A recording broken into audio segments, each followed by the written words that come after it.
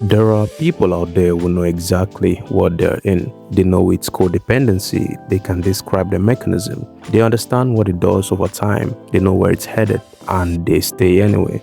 Yet, the way we tend to talk about those people in media discourse, in self help spaces, pretty much everywhere is like they're either in denial or incapable of better.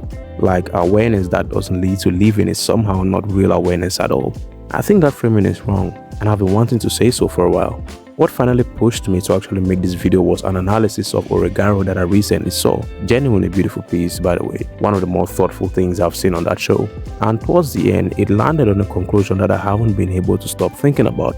It said, more or less, that Oregairu's whole thesis is teaching us to aspire for genuine interdependency, to choose someone rather than need them. And I understand that argument. I even think it's right about what the show is doing. But there is a gap within that framing that nobody seems to be calling out. And once I name it, I think it's gonna feel familiar to a lot of people watching this.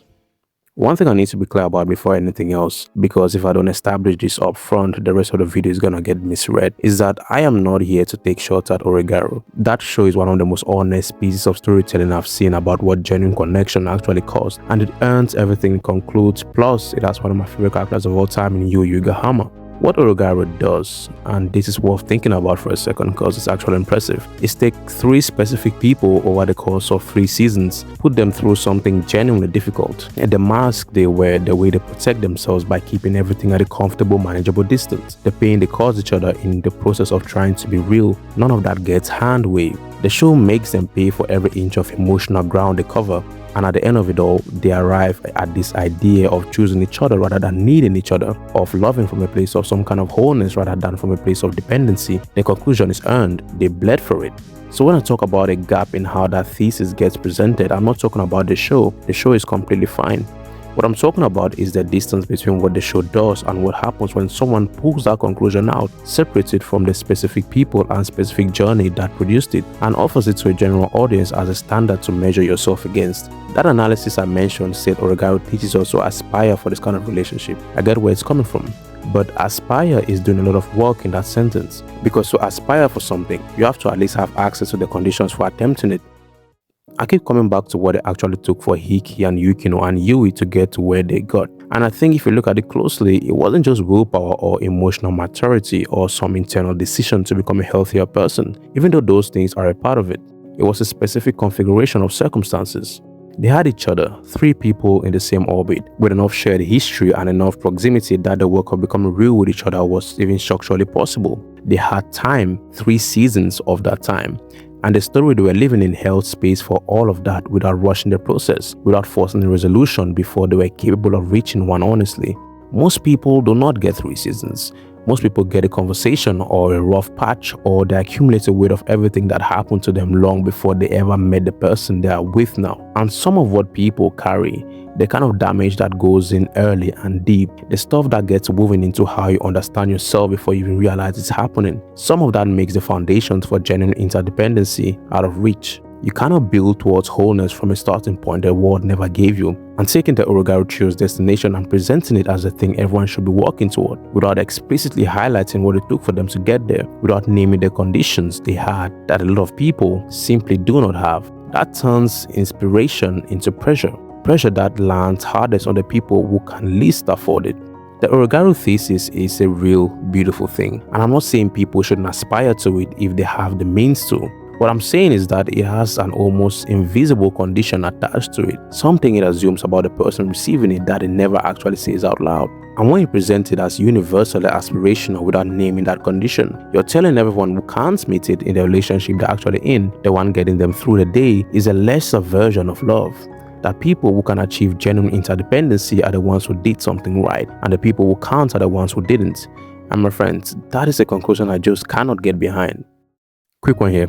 If this is hitting you in any way, drop a like and let me know in the comments. Do you think awareness is actually enough to make a choice valid, or does it only count if you act on it? I might be stretching a bit on that one. Anyway, so here's the actual case I'm defending, and I need to be clear yet again, because I know exactly how this gets misread and I'd rather deal with it now than spend the rest of the video fighting the wrong version of my own position. I'm not advocating for codependency. I'm not sitting here telling you it's beautiful or romantic or something to seek out. What I'm saying is more specific. If you are genuinely aware that what you're in is codependency, if you understand how it works, you understand what it does over time, you understand that your sense of self is going to get caught up in this other person in ways you may not fully recover from, and you make the call to stay anyway because based on your circumstances and everything you've been through, the stability of this relationship is the only stability you currently have access to.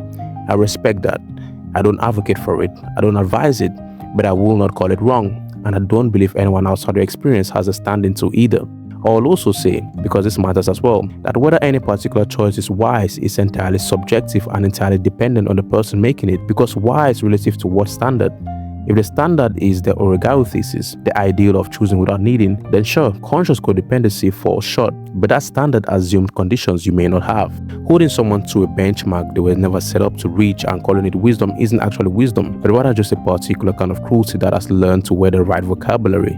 For some people, the honest calculation, the genuinely strategic and self-preserving thing, is to hold on to what's available rather than spend themselves chasing an interdependence they currently cannot afford. And I think that deserves a lot more acknowledgement than the discourse gives it. Now, the argument against this position, and I want to give it its full due before I respond to it, is that you can know everything about codependency intellectually and still not actually feel what it's going to cost you before you're inside it. The model you build in advance and the lived experience of the cost are genuinely different things. So the version of you that eventually lives through the erosion, that person was never actually present when the decision was being made, which means the consent is incomplete. Fair, that's a real distinction and I'll give it that. But I want to show you what this looks like in actual people before I finish that thought, because what I'm talking about comes off differently when it has a face. Scum's wish gives us probably the clearest illustration of what I've been describing in a single story. Hanabi Yusaraoka and Mugi Awaya are in a relationship built entirely on the understanding that neither of them can have the person they actually love. They are using each other and they both acknowledge this. They enter the pact knowing it's a substitute, knowing it's not the real thing, knowing what that makes them in each other's eyes. And they do it anyway because the substitute is still something, and something is what they need right now.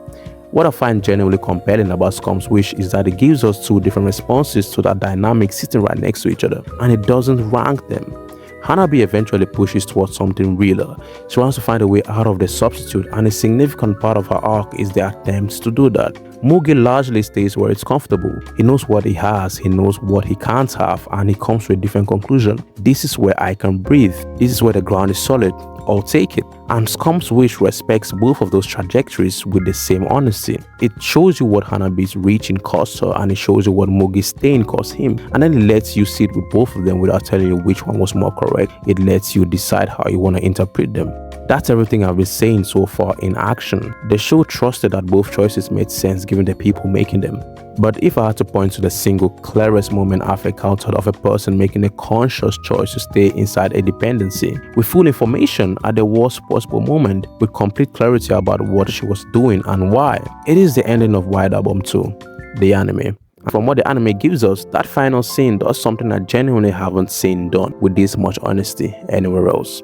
By the time Setsuna puts her arms around Haruki at the airport, she already knows everything. She knows he was there for Kazusa. She knows he cheated on her. She knows he still loves her. She knows in the most avoidable terms possible that the man she's been with has been emotionally somewhere else, invested in Kazusa this whole time. She absorbs all of that information and she holds on to him anyway while saying this: if you're not gonna budge, then I'll stay here with you. I'll stay here with you so that you don't freeze. And then in her own head, she acknowledges, no, that's not it. I'll stay here with you so that my own heart doesn't freeze over. She's telling him with complete honesty, well, not the part in her head, that she is frightened of what she becomes without this, even knowing everything she just found out. Yes, she loves him, but notice that in this specific moment, the feeling underneath isn't, I love you too much to leave. It's rather something along the lines of, I don't know how to stay warm without you, even now. And she's scared of that. She is scared and exhausted and fully aware of everything she's holding on to, and she holds on anyway because that is her honest calculation. And the anime holds that moment with complete stillness.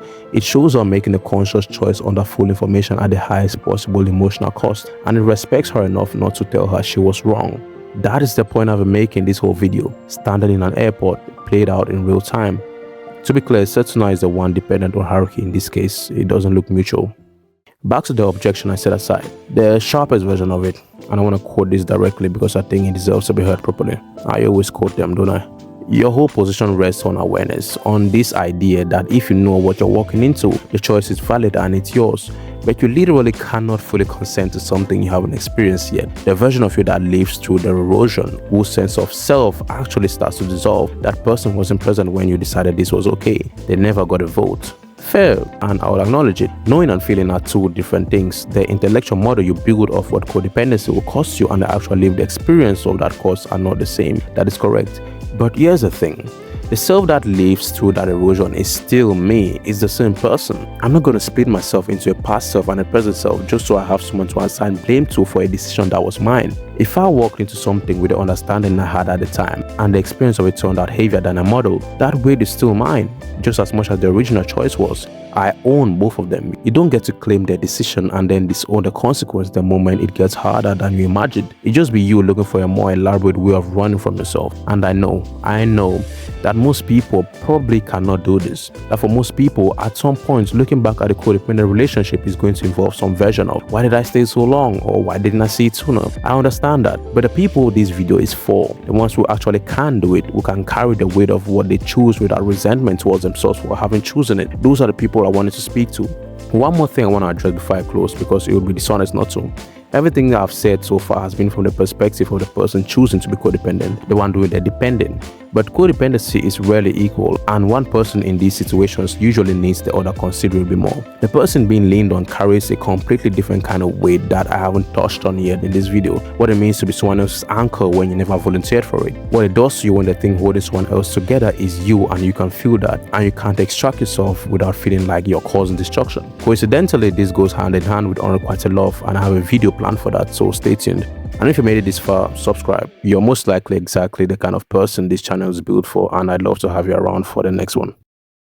This video was never for everyone, and I knew that going in. The argument I've made, the points I've brought up, that conscious codependency entered with full awareness and owned without resentment is a valid choice deserving respect. It's not going to land for a lot of people. I know a lot of people are not going to agree with it. Some people will hear it as a defense of staying in something toxic. Some people will hear it as a dismissal of the work they did to get out of exactly that. That is not what I said.